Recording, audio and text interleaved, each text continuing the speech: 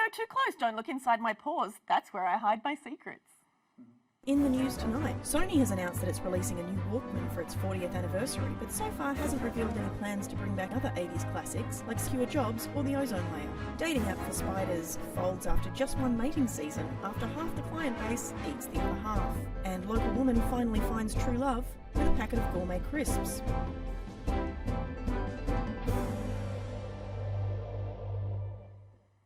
Welcome to The Leak. I'm Rose Bishop and I'll never sell my Beanie Babies. Well, first up tonight, we're witnessing one of the most productive Victorian parliaments in recent history, with 17 new laws passed in the last month alone. Amal Jose with more. That's right, Rose. I'm here at the steps of the Parliament House where they're passing a historic law banning people over 60 from using the internet. The bill was passed by a minister who was distressed that their father knew what a fleshlight is. And reports are coming out of Reservoir that a father is furious at RuPaul's Drag Race for being about drag queens and not actually about drag racing. Rachel Reporting reports with more.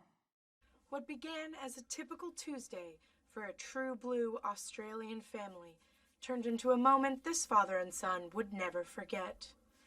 Mr. Davidson, what happened? Well, I come in from a day under me 76 Holden Monaro, and I see me boy Harley Jr. He's playing with a doll. I mean, what next? Is he going to poo sitting down? You mean to tell me you don't poo sitting down? No, I'm a man. Okay, I'm not going to ask for details, but what happened next? Well, I sit him down in front of the telly, crack a father-son VB, and I think, what's the best thing for this? Fast cars. So I look up TV Guide, what's on? Drag Race. Sounds perfect. And there's this RuPaul. Sounds Aussie as. I know exactly how you feel. My father was an aviation enthusiast, and he once accidentally watched an episode of Project Runway. What happened next? Well, I flipped out. There is no bloody way that Monique Hart should have been in the top 2 All-Stars of the week. Trinity the Tuck deserved it, but Monique Hart? Sure, she could do the splits, but her wig just flops off. And how is Harley Jr. taking to all of this? Well, he's a little wobbly on the heels, but his wig work is rock solid. I'm proud of that boy. I'm proud of him. He'll get the heels. He'll get the heels. Truly inspiring. Now, continuing his series on responsibility, Society reporter Lance Turnbull.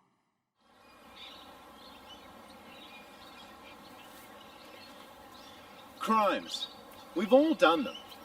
Whether we're jaywalking to catch the bus, fudging our expenses on the yearly tax return, or simply conspiring with the foreign dictator of an authoritarian regime to rig an election in our favour. Crimes are a part of everyday life. But what are crimes? And who decides whether they are them or not? We all know that crimes are against the law, but does something being against the law necessarily mean that it's illegal? Yes, that's exactly what it means. Interesting. So what if I were to take your pen there? Would that be a crime? Yes, the pen is my property, and taking anyone's property without their permission is a crime. Well, you're just saying that because I took your pen. Okay. No, technically the answer to the question is yes, that's a crime. I don't know how I'm supposed to take your word for it. You want to put me in prison. No, I don't want to... Okay, you know what? Just keep the pen. Yes. Thank you for your time. Is that it? I cleared my whole schedule for this. Could I also take these pens? No. I'm going to take these pens. I told my mom to watch. You know what? Yeah, Mom, don't bother watching. It happened again. Next up, the gig economy. In an increasingly difficult and unreliable job market, many people are turning to services like Uber, Airtasker, and that one where someone brings me a pizza to eat, in order to make ends meet. Lena Moon has more. The Finance Report, brought to you by aquatic birds covered in crude oil.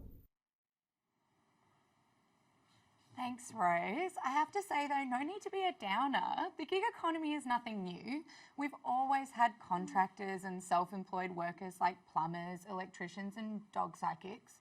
The gig economy is just a fun, modern twist on that idea where workers get to let go of any pesky financial stake in the profits of the company they're working for and instead concentrate on the financial uncertainty and total lack of projections that these jobs afford them.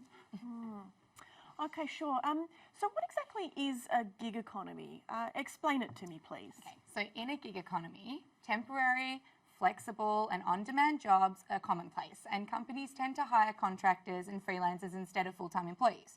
Kind of like how you adopt a puppy for Christmas and then send it back with a pound when it's old and gross. You know, like consequence-free. Like, for example, I can order a salad on Uber Eats and a gig economy worker such as Scorch, Scar, who cares, can drop everything and deliver it to me instantly. Okay, I see.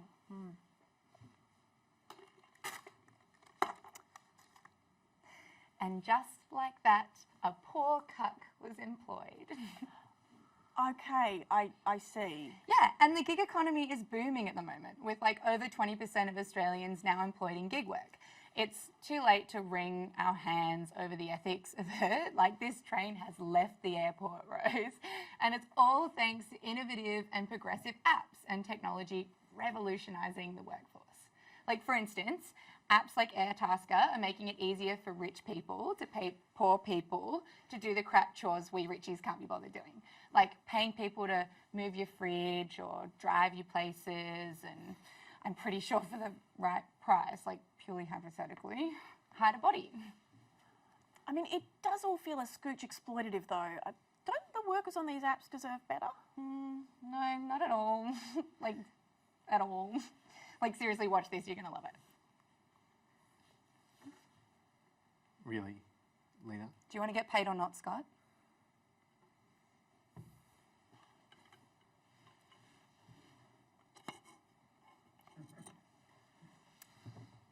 So, like, what things like gig economy apps are doing is like putting jobs back into the hands of the workers who want to set their own time and own hours. Like, working this job is actually like a privilege, Scott.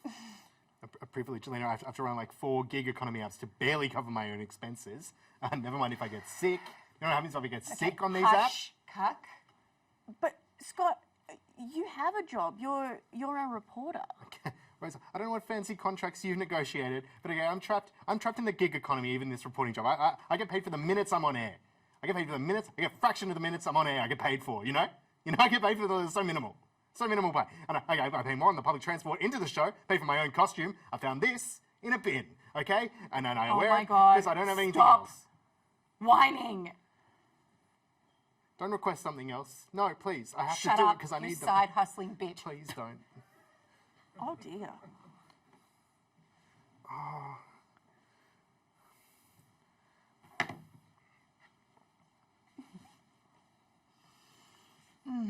Is this okay? Why is your scalp boiling hot? Just keep going.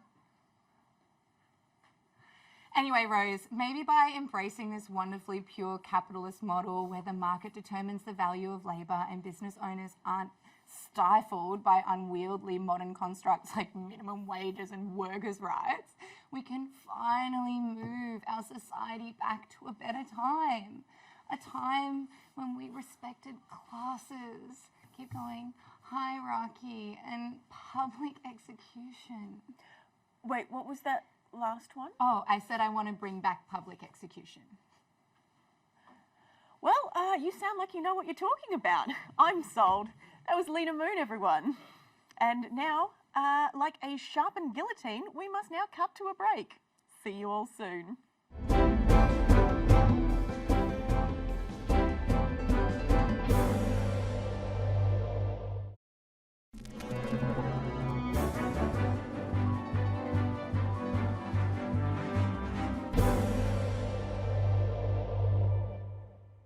Well back. Well, she's been a respected stalwart of Australia's news community for decades now, distributing money to the masses and allowing the viewing public to suckle from her udder filled with sweet, milky entertainment. But how much do we really know about the cash cow? Matteo Mazzella has more. The Sunrise Cash Cow, a beloved Australian icon that has changed the lives of many citizens, taking money from the rich and giving it back to the rich. However, a recent ACC investigation revealed the celebrity bovine has been siphoning off prize money and laundering cash for organised crime. Her physical features have deteriorated rapidly and was recently charged for assaulting a patron at a bar in South Yarra. Once beloved by so many citizens, has now become a menace to society. So where did it all go wrong? We followed Cash Cow throughout an ordinary day, revealing her meetings with black market fishmongers, buying cocaine to sell, or for her own personal use. We may never know. They also may be discussing possible child trafficking schemes, for all we know. I confronted Cash Cow in her dilapidated Melbourne home, just in time before she left, to possibly leave for China to maybe harvest organs for self-profit. Cash Cow, my name's Matteo. Just calm down, okay? Hey! She damaged our equipment in an unprovoked attack, and declined to be interviewed.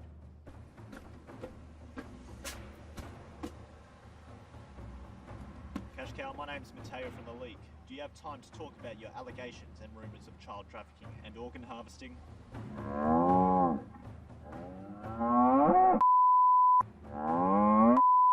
With little to no journalistic integrity, I decided to break into the Cash Cow crack den, along with my cameraman.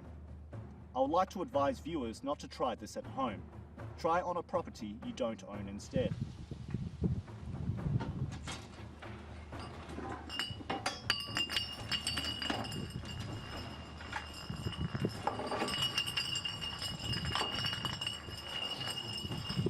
I managed to walk in with ease, and what we found may not surprise you.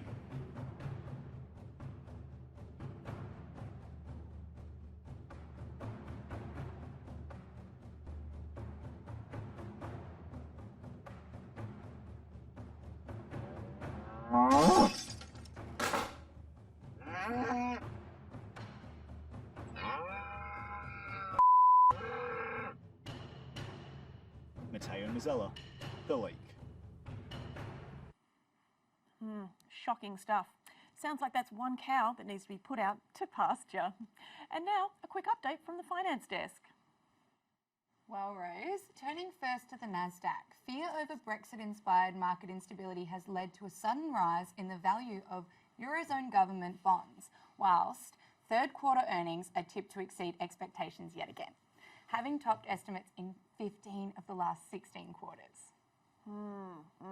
Yes, I see. That last thing seems bad. It's good, Rose. Oh, yeah. Excellent. And what else is happening? Well, in commodities news, most major Gulf indexes opened lower on Wednesday, with Saudi Arabia in particular hurt by a slew of weak earnings, whilst Qatar extended losses for a fifth straight session. Oh, yes, I thought that would happen. What would happen? That the rowdy babies would do no good in the Gulf index. Rose, quick question. What do you think the Nasdaq is? It's where the guy runs around and teaches you arts and crafts. No, honey, that's not the Nasdaq. That's Art Attack. Okay. I guess that explains why my pipe cleaner collection isn't earning any dividends. Well, thanks, Lena. Now, next up, we are joined by Trevor Bigber, a candidate for the swing seat of Gilmore in New South Wales. Thank you, Trevor, for being with us today. Thank you, Rose. It's great to be here. So, Trevor, as the next election looms, what can we expect to see from you as far as policy? Well, okay, Rose. Wow. Let's not get too political. Excuse me? I just don't want to talk politics. I feel it divides people, when what we really want is to unite them. So if we can just avoid that from here on out. Avoid politics? That's right. So you don't want to discuss any kind of action you might take on climate change or industrial relations, national security? No, I'm good. Do you have any kind of message for the Australian public? No. Yes, vote for me. But why should they vote for you? Oh, here we go again, trying to divide Australians. Let's just set politics aside and get out of that Canberra bubble. I am finding a little hard to understand what your policy platform is. You just won't drop it. You know, you're pretty rude. You're one of those rude people at parties who's always trying to make everything about politics and taxes. I mean, here we were having a lovely conversation about making me the next member for Griffith, and you awkwardly veered into policies and ideologies and socio-cultural responsibilities. Oh. Okay, so, but you would like to be elected to Parliament. Oh, you're dragging it back to elections and politics yet again. Unbelievable. But you are a political candidate seeking a democratic mandate. I utterly reject that characterisation. I'm just a regular bloke hoping to continue being a regular bloke for the electorate of Guildford. With immense power over the lives of others. Did you catch that masked singer last night? Didn't that finish ages ago? I taped it. I can guess it right every episode now. Trevor, would you please just tell me anything about your core values? Oh, always in the bubble. No one cares. Politics is boring. I don't want to talk about it. Politics sucks. And I think that's something all us Aussies can agree on. So vote for me. I think that's probably all we have time for. Thank you, Trevor. It's been a pleasure, Rose. And according to the latest poll, Trevor is up 12%. And now it's time for Scott Limbrick with the weather. Thanks, Rose. For today's report, I've got something pretty special. I'm here to see an invention that might just change the world. That's right, I'm here with Columbus Nimbus, inventor, and shall we say, quirky local personality. Now, Columbus, it's great to have you here. Could you tell us a little about your new weather manipulation device? It creates dicks. Columbus, I was led to believe that this machine can turn clouds into any shape you want them to be in. Nope. Exclusively dicks. So. Well, if it can do that, are there other things that your machine could do? Like, could it control the weather, for example? It does control the weather. It reshapes clouds. Oh, okay, great. So it could, say, shift clouds in such a way that they cover certain areas. Yeah, I mean, I always cover my certain area. What I mean is, couldn't it help to create less heat and generate rainfall specifically over places that need it desperately? I mean, I guess it could. That's incredible, Columbus. Yeah, theoretically, I could ensure that clouds cover particular stretches of land in dire need of rain for reasons of agriculture, for example, or in order to sustain a consistent supply of drinkable water. Okay, well, Columbus, that's quite an achievement. Yeah. As long as those areas are shaped exactly like a dick and two balls. Okay. And even then, the rain can only come out of the... Okay, the point is it's possible. Rose, maybe we do all deserve to die. That we do, Scott. That we do. And now, to inch us one step closer to death, it's time for a break.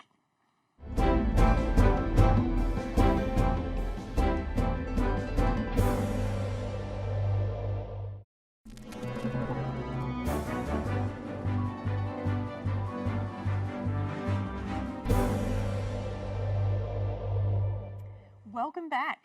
Well, computers. They used to just be for playing solitaire and wanking, but these days they can help people make money too.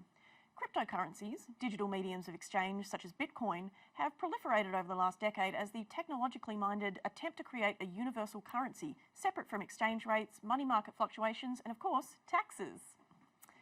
Amid the ongoing success of Bitcoin, thousands of other cryptocurrencies have swarmed the cyber marketplace, such as Putin Coin, there's that one, Dogecoin, and the Kanye West-inspired Coinye. Those are all sadly real cryptocurrencies. There truly is a cryptocurrency for everyone. And now there's a brand of new cryptocurrency just for connoisseurs of e-cigarettes, introducing Vapecoin. To learn more about this new method of passing one's limited time on this earth, here's Vapecoin founder and former Liberal Democrat Senator, candidate Obsidian Wolfhart. Welcome, Obsidian. Well, could you please explain to our viewers, Obsidian, how the vape coin mining process works? Is that because you're too busy mining vape coin? They told me I'm not allowed to. Shall I just try and explain it to our viewers then? Okay, well, as you've all probably worked out, vape coin is mined by the very act of vaping itself. Each breath that passes through the specially branded vape coin e-cigarette is recorded on a special blockchain ledger. Cumulatively, the recorded vapes build a single vape coin, which can be traded as currency at tobacconists and adult bookshops across the world. The process of mining a vape coin is a long and time-consuming one, however. If one was to vape constantly with no breaks, it would take 3 months to generate a single vape coin.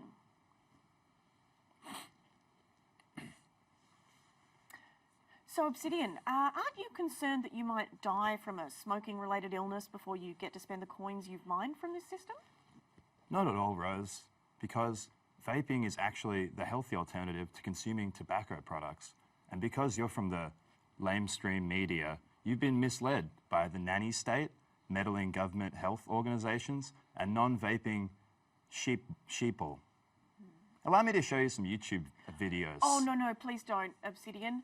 Lena, what are your thoughts on this? I imagine you'd be all over this. You love vaping. Yeah, I'm a big fan of vape coin, Rose, but I've outsourced all of my vape mining by sellotaping a dozen vapes to the beak of some endangered bird I found. Sounds incredibly efficient. Oh, sorry. So sorry. I'm just receiving news that a dangerous individual has been spotted roaming the streets of Melbourne. Luckily, we have a reporter on the case. Here's Patrick Marinan with more. Hello, I'm Patrick Marinan. We are looking for a dangerous individual. The news has been given a heads up that there's a mysterious figure running around, and we're going to be asking people today, have you seen this man? Sir, have you seen this man? Have you seen this man? That's you, right? I just have a really serious question. We're trying to find this individual at the moment. He's a fugitive. Have you seen this man? Is it you? Alright, we're going to move on. Let's move on. Have you seen this man? Excuse me, sir. Have you seen this man? Okay. Excuse me, sir. Have you seen this man? Liar. That is definitely a lie. Have you guys seen this man? Excuse me, sir. Have you seen this man? Yes, I have. You have? Yes, he's wanted. Excuse me. Have you seen this man? Yes. You've heard it here first. Back to you, Rose. Oh dear. Well, and as we continue on the air, please be aware that Patrick Marinan is still at large. Speaking of a danger towards himself and others, here's Scott Limbrick to depress us all again with the climate. The Climate Report, brought to you by not Willie Nelson, but a Willie Nelson type. Thank you, Rose. Today I thought I'd lighten the mood and talk about a topic that's close to my heart. Carbon sequestration. It's a fascinating subject and a tool that could play a part in helping our climate reach that critical stage of drawdown. Sorry, what's that? Reese is here to test Scott. Test him on what? Anyway, Scott's busy, it'll have to wait. It's all about capturing the carbon that's already in our atmosphere and depositing it into various reservoirs underground where it can be stored long term. Wait, what does that mean? Tornado? Tornado potato? I'd love a tornado potato. Is everything okay? Yeah, keep going. Do your report. There's potatoes. Potatoes. Sure. Thing is, what really gets me jazzed about this is that there are options to perform carbon sequestration. Sequestration, I love it. Which we then call biosequestration using natural processes. And this is harnessing the power the Earth has already given us by doing things like generating new peat bogs. New peat bogs, Rose. Would you believe it? Sorry, Okay. what do you mean Scott disposed of a body? Because, okay, Rose, urban forestry. What did you just say? What was this? What's this? They're saying that... What's this? Oh, no. No. What? No. I took a job on Airtasker, and I went to the forest. They wanted to get rid of a rug. There was a rug they wanted to get rid of. They had an old rug. It was rolled up. It was very heavy rug. Oh, it was no, a very Lena. heavy rug. Lena. No. God, if you... No, Lena. Oh, Lena. Now I get what the producer was saying before. He Lena. was saying that the police are here to arrest Scott on suspicion of having disposed of a body. I couldn't hear him properly. Not to brag, but I produce a lot of earwax. Capitalism triumphs once more. Now, can we please replace Scott's segment with something important, like a beauty report? I know a beautician in Brazil who's doing like amazing things with dog fetus stem cells. My elbows have never looked better. Well, I guess that's all that we have time for from us left here at the Leak. Thank you, Lena, and if anyone out there would like to bail Scott out, please do, because I spent my whole paycheck on Beanie Babies again, and this network is owned by an actual goat. Good night.